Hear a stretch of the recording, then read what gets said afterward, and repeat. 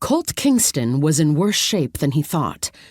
One good look at himself in the mirror said that he probably shouldn't be climbing at 7,000 feet, where the air became a whisper in his lungs, where his heart had to work double time, and where every movement turned his muscles into a fist.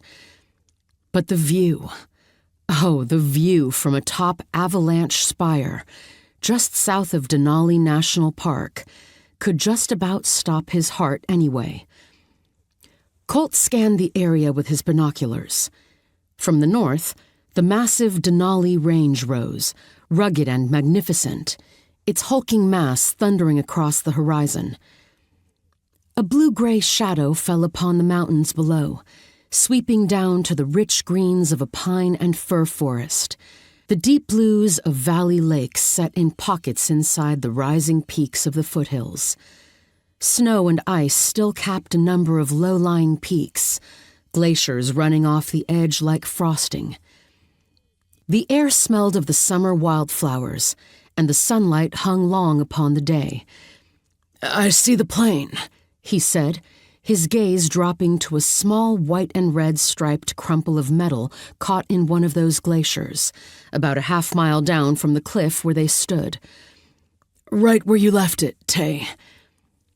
He lowered his binoculars and shot a glance at Taylor, Tay Price. She wore her blonde hair in a singular braid, had on a pair of Gore-Tex hiking pants, a warm jacket, and a wool hat against the still crisp Denali wind. Her mouth tightened at the edges. "It wasn't there when I left it." Colt's brother Dodge had walked over and now gestured for the binoculars. Colt handed them over. "Looks like the plane slid," he said. "I can see the trail where the melt carried it." "They must have landed in the valley above it, and the glacier carried it down the slope," Echo, Dodge's fiancée, said. She had put down her backpack and was taking a drink of water.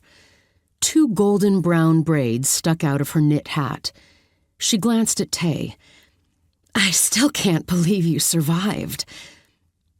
They stood on a ridge just above where they'd landed the Piper Super Cub that Dodge had flown, searching for the downed plane.